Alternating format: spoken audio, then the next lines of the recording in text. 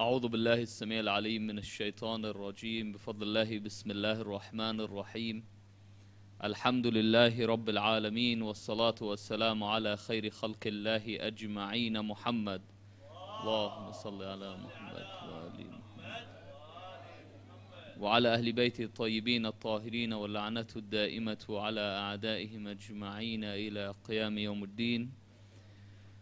قال الله سبحانه وتعالى في محكم كتابه الكريم بسم الله الرحمن الرحيم كل من عليها فان ويبقى وجه ربك ذو الجلال والإكرام فبأي آلاء ربكما تكذبان. Everyone on it is temporary, yet lasting is the face of your Lord, majestic and munificent. So which of your Lord's bounties do you deny? When we look at this verse, one point is absolutely clear. And this is the fact that everything on this earth was made to perish, including the earth itself, including the universe. It is as if it is gradually moving towards a point where it will go, it will disappear. It is transient, just as the nature of this life is transient. In fact, it is one of the truths, the absolute truths, which is death. And this death, which is referred to as a haqq, as a right, as an absolute truth, haqq, that we deny and we shy away from and we sugarcoat and we hide, and we never really want to accept the reality of this happening. Now, a lot of people say, no, I accept that this will happen. I accept that eventually I will die. However, they don't live according to that. Or they don't act according to the fact that one day all of it will come to an end. One day your life will come to an end. And this is something that the prophets were sent to remind. That you are on this earth for a short period of time. In fact, when people search for the meaning of life, and recently they've tried to renew studies on quality of life and happiness and depression around the world. Of the two countries that seem to be the least depressed, according to their new study, was Australia and China. But the rest of the world seemed to be in a very deep state of depression. Now, it's possible that their statistics were incorrect because Australia has such a small population and China probably doesn't allow the release of the statistics. However, the other countries, especially the European countries, the ones with the highest quality of life, had such a high level of depression and a high level of youth suicide. Now, the core of this depression is loss of hope. And this talk isn't about depression, but the point of the matter is they have loss of hope because they don't realize what their purpose is in life. When you no longer realize what your position is or why you are here in this world, this is when surely you would become depressed. In fact, this is one of the symptoms of torture that certain people receive. In our prison systems and prison systems abroad, they have solitary confinement units or solitary housing units where if a prisoner is bad, he is placed in one of these solitary units. These solitary units are very small. Think of it as a very small bathroom with no light and no windows. And they lock the door and they don't speak to the prisoner. In some places, they make it so bad that they even wear socks over their boots, so the prisoner can't even hear the sound of the guards walking by. So he has this sensory deprivation, no light, and they just feed the prisoner by sliding the tray through the little slot. Now, a lot of these people that fell under this torture and this treatment fell into a bout of depression. They said because we had no human interaction, we felt that we had no purpose of being, no purpose of existence. Thus, we fell into a state of depression, even sometimes denying our own existence because we couldn't even see ourselves because of the darkness of the cell. Our lives in this world sometimes become similar when we forget what the purpose is of us being here. Allah subhanahu wa ta'ala says that He created death and life لِيَبْلُوَكُمْ أَيُّكُمْ أَحْسَنُ عَمَلًا, that He created death and life to test which of you will be the best of doers. that He will put you in tests and difficult situations, but which will be the best of doers? And at the end there's a meeting point. At the end there's a place of judgment. That for every action you commit to, and for every action that you do, you will be responsible. وَمَنْ يَعْمَلْ مِثْقَالَ ذَرَّةٍ خَيْرًا يَرَى وَمَنْ يَعْمَلْ مِثْقَالَ ذَرَّةٍ شَرًّا يَرَى. That whoever does an atom's weight or a mustard seed's weight or the smallest possible iota or modicum of matter worth of good, then it shall appear to him on the day of judgment. And whoever does the smallest iota of bad, then it shall appear before him on the day of judgment. That in fact, a man that was a Bedouin, an Arabi, a person that used to, like a nomad in the desert, who came up to the Holy Prophet, and he said to the Holy Prophet, tell me some of this religion that you are preaching. And the Holy Prophet reads to him the surah, the chapter that contains this verse. And when he reaches that verse, the nomad says to him that I have heard enough, I accept your religion. That I have heard enough, that if the core of the religion is that every action I do, I will meet with, then this is enough. So the Holy Prophet says about him, جاءني أعرابيا, that a nomad came to me, وأذهب عني فقيها, that he has left me and now he is a jurist, a faqih. That he has reached a state. You know how sometimes we judge the levels of our ulama and we'll say this alim is a mushtahid, or this alim is a faqih, or this alim is a arif, or whatever. This is Rasulullah sallallahu alayhi wa sallam saying that this man is now a faqih, that he has understood that basic concept. That this is the core and the fruit of life. The fact that whatever you dish out is coming back to you. Be honest and sincere with your actions. When Imam al-Hussein salawatullah alayhi says to the people on the day of Ashura, he gives them a long lecture, a long sermon. Part of that sermon he says to them, Attaqullah وَكُونُوا مِنَ الدُّنْيَا عَلَى حَضَرٍ, that be wary of this world. فَإِنَّ الدُّنْيَا لَوْ بَقِيَتْ عَلَى أَحَدٍ أو بقي عليها أحد لكانت الأنبياء أحق بالبقاء وأولى بالرضا وأرضى بالقضاء غير أن الله خلق الدنيا للفناء. He says to them that be warned from this dunya, because this dunya deceives, this dunya tricks. إن حب الدنيا رأس كل خطيئة. That love of this world is the head or the cornerstone of every error and mistake that you make. It's love of this world that's what blinds you from the reality. Do you know when you fall in love with something, with anything, you forget the realities that are around you. In fact, in a recent study, they were saying that the closer your place of work is to your house, the happier you are. And they actually studied people that used to work very distant from their houses, and when they got a new job that was closer to their house, they said they felt the same level of elation or euphoria as being in love. And so, when one loves, he is blinded by the realities and the truths. When one loves, for example, a car, and he works on this car, he is blinded by the costs and the reality that he'll never be able to recuperate his time or his funds. Or he loves a woman, or he loves someone of the opposite gender. He doesn't see the realities anymore. People around him tell him, listen, this is problematic. She's not of your creed, for example. This is problematic. She's not very keen on the religion, for example. And you say, I can't tell. You know, I love her. This is it. That's all that is important to me. The dunya is like this. He says, so be warned from this dunya. For verily this dunya will come to an end. And if anybody was worthy of remaining on this dunya, then it would have been the Anbiya. And they would have been happy to remain and accepting of Allah. But the core of the matter is that it was created to go, to disappear. And you were also created to go and to disappear, to move on. Amir al-Mu'mineen, salawatullah alayhi, he has a tradition where he goes up to the graves with some of the companions. And so he says, peace be upon you, O people of the grave. Peace be upon you, the people that are now in the houses alone.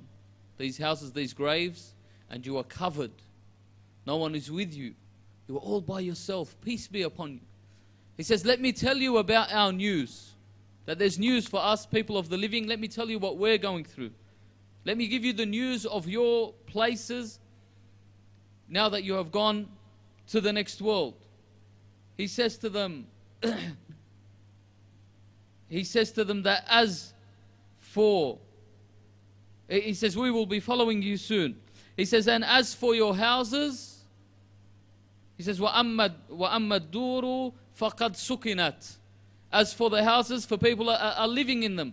وَأَمَّا الْأَزْوَاجُ فَقَدْ نُكِحَتْ. And as for your wives or your husbands, they have now remarried. وَأَمَّا لِلْأَمْوَالِ فَقَدْ قُسِمَتْ.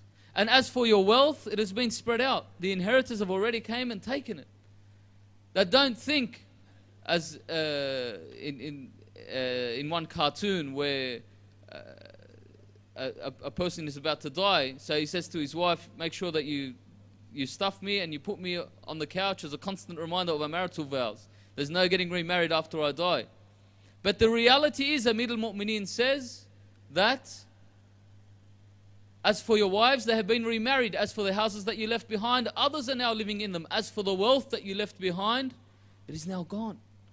You have nothing. It's over. This is our news. And then he says to them, and if Allah subhanahu wa ta'ala had given the people of the grave permission to answer me back, they would have said,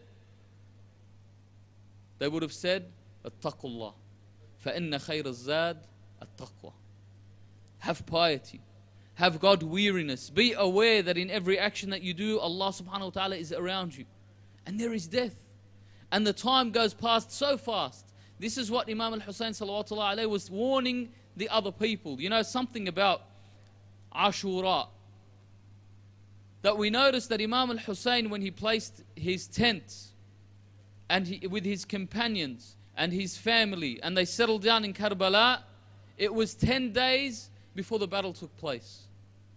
That Imam al-Hussein gave them 10 days to change their mind. The Imam could have attacked at any time because he wanted to leave. He said, allow me to be free. And they said, no, we can't let you leave. The army would stand in his path, but rather than go into battle, the Imam would speak to them. And he'll say, oh people, do you not remember? Do you not remember that this world is going to end? That one day you are going to meet your Lord. That one day you're going to be placed in your grave and you're going to be asked about every single thing. Be warned. Be aware. Did they listen to the Imam? No. They ignored the Imam. And he warned them and he warned them again. And he tried to give them understanding. But how can you make the blind see? How can you make the blind see? The one that has been blinded by Allah subhanahu wa ta'ala, khatama Allahu ala qulubihim wa ala sam'ihim wa ala absarihim, that Allah subhanahu wa ta'ala has placed the seal over their hearts and their eyes and their ears, that no matter how much He speaks, these people refuse to accept the truth when the truth was shown before them. That there's an interesting parable or story of a man that is sent for by a king. The king calls upon this man and says, you are ordered, subpoenaed to come into my castle, into my court. We have a meeting. And back in the day, if you are subpoenaed by a king or you are ordered to come and see a king, there's serious issues there. Why?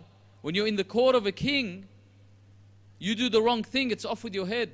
There's no two ways about it. There's no proper legal system. You don't have a lawyer. Back in the days, in the feudal systems and these monarchies, this is the way that it was. So if you were ordered before the king, this was something that was really scary. This is why even Imam Zayn al-Abidin salawatullah alayh, in one of his ad'iyah in Sahif al-Sajjadiyah, he says, oh Allah, make me or give me the feeling of humility before my parents, the same humility that one has before a tyrannical sovereign. That when you stand before a king that's a tyrant, a taghiyah, and you have that humility and fear, that you're even afraid to move in case he interprets it wrong. Because this interpretation could mean off with your head. And so this man, he gets called up to be seen by the king. So before he goes, he says, I need to gather as much supporters as I can. I need help. If I have a problem here, what am I going to do? So he goes and finds one of his friends. The first friend that he finds is a friend that he is really good with. Him and these two friends, they go way back. That his friend, he goes way back. They've spent so much time together. In fact, all his time is with him. And even when he's not with him, he's thinking about him. He says to him, brother, I have to go see the king tomorrow. I've got a problem. I've got issues. I need your help. So the man says to him that although you've spent so much time with me and me and you are close, I can't really come with you, I'm busy tomorrow, but what I can do is I can give you a cloak. You wear this cloak and the king might respect you a little bit more. He'll have some respect for you that you're wearing a cloak. You're a man of honor. So he says thank you. But he's sort of upset because he spent so much time with him and he was really close to this guy, and this guy, all he could offer him is a cloak. So he goes to the next friend. Friend number 2, he says to him, friend number 2, I have to go and see the king tomorrow. What can you give me? What can you do for me? So he says to him, look, I can't do much in terms of money, but what I can do, because you've been a good friend, and they've been on pretty good terms their whole life. So friend number 2 says, I'll walk with you to the court or the palace of the king. But after that, I can't go any further. So he thinks all I got is a cloak and someone to walk with me. I'll go and see my third friend. But he thinks about his third friend and he said, friend number 3, I'm ashamed to go and see him. I'm ashamed to talk to him. We have bad relations. He's good to me all the time, but me, I'm not that good with him. I'm not that friendly with him. I don't spend a lot of time with him. He says, anyway, I'll go. So he goes ashamed to the third friend and says to him, brother, I have to go and see the king tomorrow. Come with me. Help me. So he says to him, although you've been a bad friend to me, I will come with you all the way and enter the court of the king and be with you. And even if the court or the king places a judgment upon you, then I will wear that judgment also. So off with your head, off with my head too. So he feels so elated, so happy that his third friend comes with him. My brothers and sisters, the court is the grave. And the king is Allah subhanahu wa ta'ala. And the first friend is the money. That we spend all of our time chasing our money. We spend all of our time worrying and thinking about our money. The dollar, is it going up? Is it going down? What's happening with my bank accounts? What's happening with my superannuation? How much can I get on my tax return? And this is all we're worrying about, and all it will get you is a cloak, a kafan. That's all. It won't get you anything more than a kafan. A covering for your body before you go into your grave. And yet you notice we give it such a high status in our lives that even, for example, as friends, if we're hanging out, and I say, oh bro, I've got to go because I want to wake up for salah. They say, oh no, stay another hour, don't worry, I'll ring you, I'll wake you up. But if you say, I've got work, everyone's like, no, the guy's got work, you better go. They'll even encourage you to go. Because you can't miss out on work. Wal-a'yadu billah. The second one, or the second friend, is who? The second friend are your children. That you spend so much time with your children and on your children, and we use the excuse that our accumulation of wealth is for our children, that we don't want to leave them with nothing like we were left with nothing. SubhanAllah, the people that always say they were left with nothing, usually are living good lives. Allah subhanahu wa ta'ala looks after them.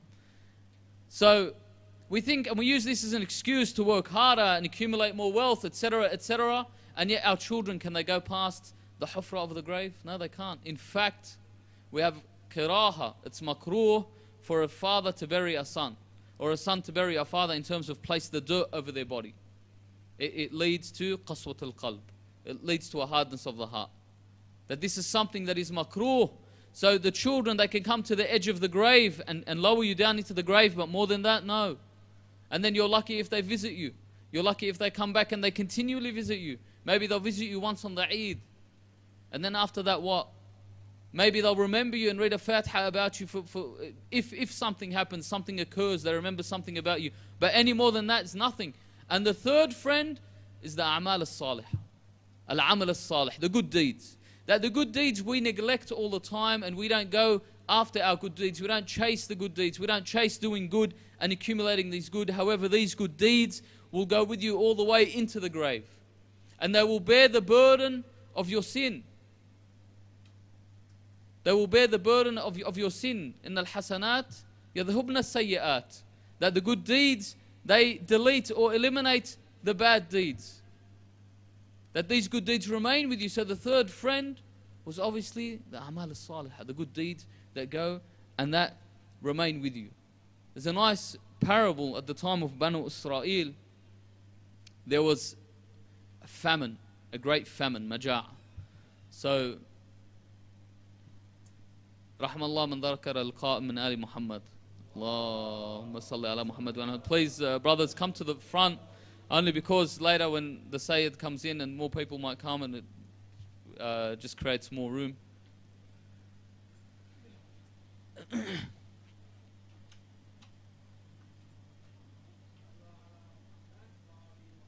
Allah salli ala Muhammadin wa ali Muhammad. Thanks, brothers. So, at the time, the Banu Israel had a famine, a huge famine, and there was no food. So there's a tradition where what they began to do is dig up the graves. They started digging up the graves and trying to eat the remnants of their dead. This is what the tradition says. So they begin to dig up the graves, just trying to find something to eat, some food. And this is something that's obviously sounds absurd. However, hunger has no brain. And you will see some things happen, the strangest things happen in the world when there is a heavy degree of famine or a high degree of famine. And so, when they dig up one grave, it's the grave of a prophet that was a prophet of Banu Israel.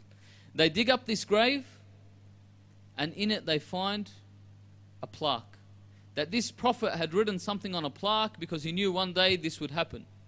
He knew from the prophecy that this may happen and they may dig up the graves to secure his body. He wrote this on the plaque. He says on it, I am so-and-so prophet.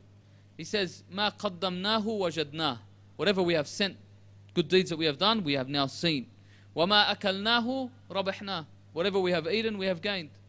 وَمَا خَلَّفْنَاهُ خَسَرْنَاهُ. Whatever we left behind, now we have lost in terms of material wealth. So it was just a small reminder for these people to understand exactly what their lives were about and what life was about. We see the verse in the Holy Quran where Allah subhanahu wa ta'ala speaks about the similitude or the parable of this worldly life like the parable of the plants. He says, إِنَّمَا مَثَلَ الْحَيَاةِ الدُّنْيَا كَمَاءٍ أَنزَلْنَاهُ مِنَ السَّمَاءِ فَأَخْطَلَتَ بِهِ نَبَاتُ الْأَرْضِ. That this worldly life is just like the water that comes down from the heavens and it mixes with the plants and they become green. Have you noticed, for example, that when it's autumn and all the leaves fall out of a lot of the trees, and then one day you just walk into the backyard and it's green, foliage, the whole thing's just green. You go out, you check, or some trees that have fruit on them, the fig trees, that just become green. The grapevines become green. It's almost like it happens overnight. This is how fast that happens. You don't even realize. He says, and then, مِمَّا يَأْكُلُ النَّاسِ وَالْأَنْعَامِ حَتَّى إِذَا أَخَذَتِ الْأَرْضُ زُخْرُفِهَا وَزَيَّنَتْ وَظَنَّ أَهْلَهَا أَنَّهُمْ كَذَلِكَ قَادِرُونَ عَلَيْهَا آتاها أمرنا ليلا أو نهارا فجعلناه حصيدا كأن لم تغنى بالأمس نفصل الآيات لقوم يتفكرون. So basically the verse says the parable of life of this world is that of the water which we send down from the sky. It mingles with the earth's vegetation from which humans and cattle eat. When the earth puts on its luster and it's adorned and its inhabitants think they have power over it. That when we see everything is going fine, and the fruits are growing, and the greenery is there, the rain has come down, so we think we have some sort of power over it. That, yeah, I've got this under control. This is like our life, that we begin to build our life, and we begin to accumulate our wealth and do the things that we need to do, and we think we have control, and then bang, what happens? How many of the people that we've seen before us in our own community that had their lives fully on track, so to speak, already placed a deposit on a house, or already owned a house, or already had this wealth, or had this, and then as if they had nothing. This is how quick they are taken from this world. This is how fast they get removed from this world, as if they had nothing. So Allah subhanahu wa ta'ala says the parable is like that of this worldly life, and they think they have power over it, and then He says, then our edict comes. Allah subhanahu wa ta'ala sends His edict by night or day, where we turn it into a mown field. That all of a sudden, it becomes as if all the plants have just gone. This is true. You wake up on an autumn morning and you think, where are all the leaves gone? Where's all the greenery? Sometimes even on a spring morning when it's a little bit cold, the plants lose their fruit and it's gone instantly. And then Allah subhanahu wa ta'ala says, نُفَصِّلُ الْآيَاتِ لِقَوْمٍ يَتَفَكَّرُونَ. And thus these are our signs for people that think. Have a look. This is a sign for you. That just like this land lives by the water and then it dies and then the next season it lives again. This is the same thing. O mankind, you are of the same. That you live and then you will die. That you live and you die and you take nothing with you. Don't think you have this command over it. Imam al-Hussein came to reinvigorate this message in the people that imagine to this day. Unfortunately, there are people who still believe that their Amir is Yazid ibn Muawiyah. May the curse of Allah be upon him. That they believe that the killers of Imam al-Hussein were the ones that were on the right. Look how blinded they are. Do they think that Allah subhanahu wa ta'ala doesn't see what's in their hearts? Do they not know that Allah subhanahu wa ta'ala can see? إِنَّهُ عَلِيمٌ بِذَاتِ الصُّدُورِ. He knows what is in the innards of the heart, innards of the chest. He knows exactly what is within, what thoughts that they have, what thoughts that they carry. Do they not think that, hold on a minute, there is death? And what is death? Death is the doorway into the next world. But what happens before this death? What happens when one begins to see the other world? In kunta fi ghaflatin an hadha. If you were in slumber about this, Amir al-Mu'mineen, doesn't he say, an-nasu niyam idha matun tabahu, that people are asleep. When they die, they are awakened because they see the reality of their action and they see what happened and they think to themselves, what have I done? Do you know when you go to a cemetery, the people in there, what do you think they would give to be able to get out of the grave and give one last sajda to Allah subhanahu wa ta'ala and receive that mercy? For one last time, what would they give? Honestly. Wouldn't they sell all their wealth and everything they have just for one last act of worship? That on this day, when the angel of death comes, and Allah subhanahu wa ta'ala says, فَكَشَفْنَا عَنْكَ غِطَاءَكَ فَبَصَرُكَ الْيَوْمَ حَدِيدٌ, that we have removed the veil from you, so your vision is acute, sharp, precise, that you can see everything now. You can see your actions. You can see the beings around you, the angels or the demons that are around you that Allah and Rasulullah spoke about, and we ignored, or we didn't comprehend, or we said this is something, وَقَالُوا أَسَاطِيرُ الْأَوَّلِينَ, that this is just the folk tales of yore, the folk tales of old. When Salman al-Farisi or Salman al-Muhammadi, salamullahi alayhi, this companion of Rasulullah who reached the highest levels of faith, and when he was close to his deathbed, and he was on his deathbed, Asbagh ibn Nubata, the companion of Amir al-Mu'mineen, comes up to him and he says to him, did not tell me what Rasulullah spoke to you. And he says to him, Rasulullah said to me, when I come close to death, I will have the ability to see the dead or speak to the dead. So he says to him, are you near death? He says, I feel I'm near death. He says, take me to the graveyard so I may try and speak to the dead and see if they respond to me. So they take him to the graveyard and he says, Assalamu alaikum ya ahl al-qubur. And this happens on 3 occasions. On the 3rd, somebody answers. He says, wa alaikum assalam. And Salman says to him, are you of the people who are good? Or are you of the people who are bad? He says, I am of the people that Allah has given the bounty of paradise. I was somebody who was good to my parents. I was somebody who did the good deeds. I was somebody who kept away from the muharramat. He says, then tell me about death. What happened to you? He says, I was laying down and around me were my family. The people that are close to me. The young, the old were all watching me. He says, and then a man enters the room. This man is tall, huge in stature. His head doesn't reach the sky, nor do his feet touch the ground.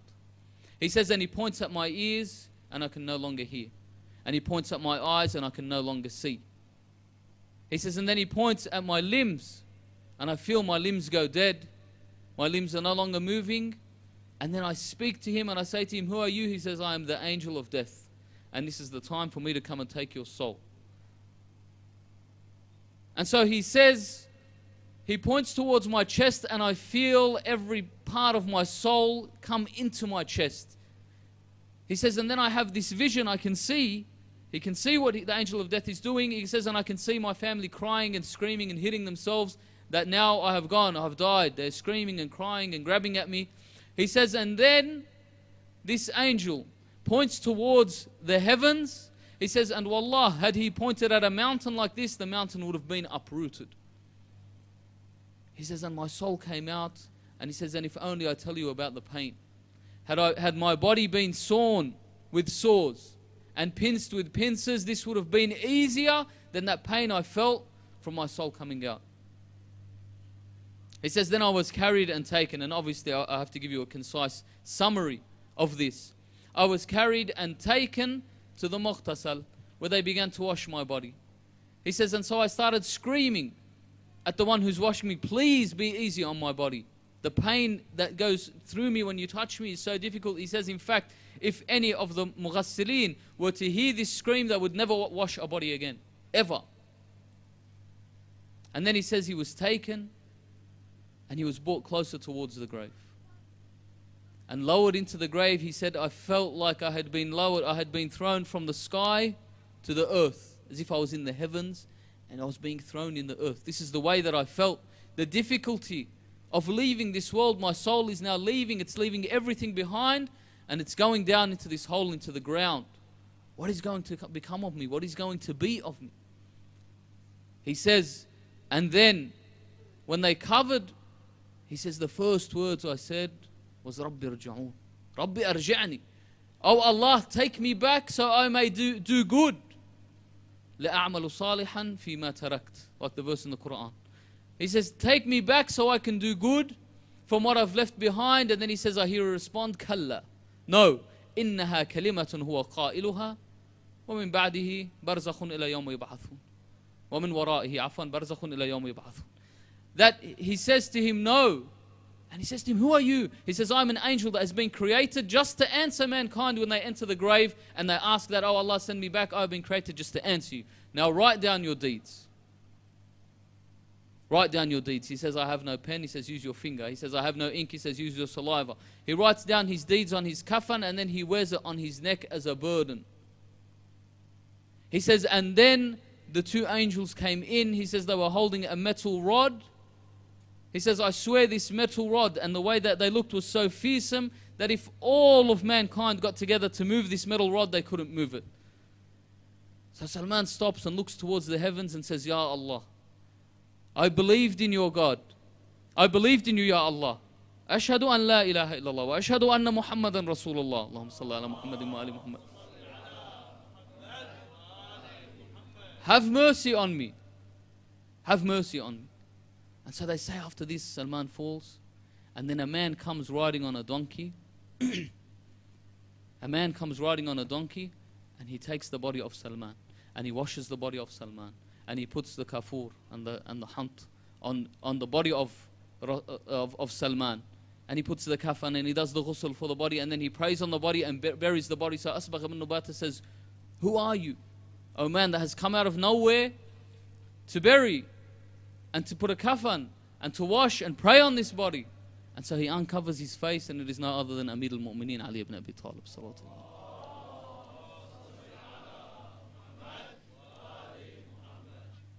So he sees and he asks Amir al-Mu'mineen that you have come all of this distance. How did you make it?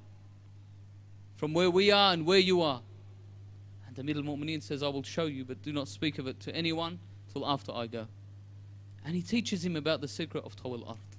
My brothers and sisters, the question I have today is, O Amir al-Mu'mineen, where were you when when your son's body was lying on the ground? أين كنت يا علي بن أبي طالب إذا ابنك ولدك الحسين مطروح على رمضاء كربلاء. Imam al-Hussein remained naked on the ground of Karbala.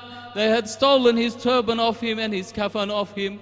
On the day of Ashura, when Hurr ibn Yazid al-Riyahi came up to Imam al-Hussein, he was ashamed and he covered his face. He walked up to Imam al-Hussein and he said to him, he was riding on his horse. Imam al-Hussein said to him, come down off your horse so you may be my guest tonight, so you may be my guest today. Al-Hurr covered his face and he says, Sayyidi wa Mawlai, I am ashamed to even look at your face, for I have put fear into the hearts of your family and your daughters. He says, allow me to be the first of the martyrs on this day. Imam al-Hussein gave him permission Al-Hur ibn Yazid made off towards the camp of the enemy, and he was killed. Imam al-Hussein ran down towards Al-Hur. He placed his head on his lap, and he wiped the blood away from the face of the Hur. And he says to him, "O Hur, your mother did not go wrong by calling you Hur, which means free, for truly you are free in this dunya and in the akhirah." And then the retainer of Imam al-Hussein, an old man by the name of John, this man was a servant to Imam al-Hussein all his life, and he was with Imam al-Hussein, and he asked the holy Imam, "May I have permission to go out and fight?" The Imam says to him that you have been a servant and therefore you are free. You have no obligation to fight with us. And he says to him, "How dare I leave that in my poor times, when I had the ability, I would eat off your table. And today when you have a rough time and a hard time, how can I leave you behind?" And then the servant of Imam al-Hussein, John, he says to him, "I am of a lowly nature and a lowly character. I am black, because I am black, and I'm not respected by the Arabs because I am black, and my smell isn't sweet. Allow me to go so I may mix my black blood with your holy blood." So Imam al-Hussein allows him to go into combat. Once his servant John is martyred in the battle, Imam al-Hussein salamullahi alayhi goes down and sits with John and places his head on his lap, and he places his cheek on the cheek of John. When John feels this, he feels happiness and elation that Imam al-Hussein was happy with him. And then we go to the next servant, or the next companion of Imam al-Hussein, a man by the name of Wahab. Wahab had only been married for a fortnight, and then Wahab came to Imam al-Hussein with his mother and his wife. He remained with the caravan of Imam al-Hussein, and then his mother said to him, "Go off and defend the grandson of the Holy Prophet," as they had turned to Islam at the hands of Imam al-Hussein. So Wahab goes off into the battlefield and fights valiantly and kills over 19 of the enemy. And then when he returns to the camp of Imam al-Hussein, his wife says to him, "Oh Wahab, please don't leave me, remain with me. We have only been married for 2 weeks." And then Wahab turns and he looks at his wife, and his mother says, "I will not be happy until you are martyred in front of Abu Abdullah." And then when Wahab goes back into the battlefield, his wife calls out to him and says, "Continue to fight. Make sure you fight until you are martyred." He says to her, "Wife, what has changed your mind?" She says, "Do you not hear the call of Abu Abdullah when he's standing near the tent and saying, 'Wa qillata nasira'?" And then 2 of the companions of Imam al-Hussein, Abdullah and Abdul Rahman al-Ghifari, who were 2 youths, who said to Imam al-Hussein, "We want to fight by your side and we want to defend you." Imam al-Hussein says to them, "Come close to me." And so they come close to Abu Abdullah, and then they begin to cry. Imam al-Hussein says, "Why do you cry? That your eyes should be glowing, you are about to attain paradise." They say, "Abu Abdullah, Wallah, we do not cry for ourselves. We know we have paradise, but we cry for you because you will have no helpers after we are gone. Assalamu alayka ya Aba Abdullah wa ala al-arwah allati hallat bifina'ik. عليكم مني سلام الله أبدا ما بقيت وبقي الليل والنهار ولا جعله الله آخر العهد مني لزيارتكم معا.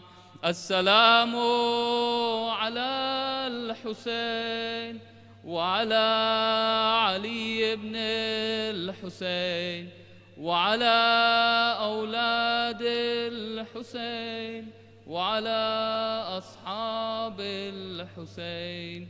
We ask Allah wa rahmatullahi wa barakatuh. We ask Allah subhanahu wa ta'ala to hasten the reappearance of our holy Imam Ajjallahu Farjuhu Sharif. We ask Allah subhanahu wa ta'ala to cure our sick and have mercy on our dead. وآخر دعوانا الحمد لله رب العالمين. رحم الله من قرأ سورة المباركة الفاتحة وأهدى ثوابها إلى أرواح المؤمنين والمؤمنات. تصفيق والصلاة على محمد وآل محمد.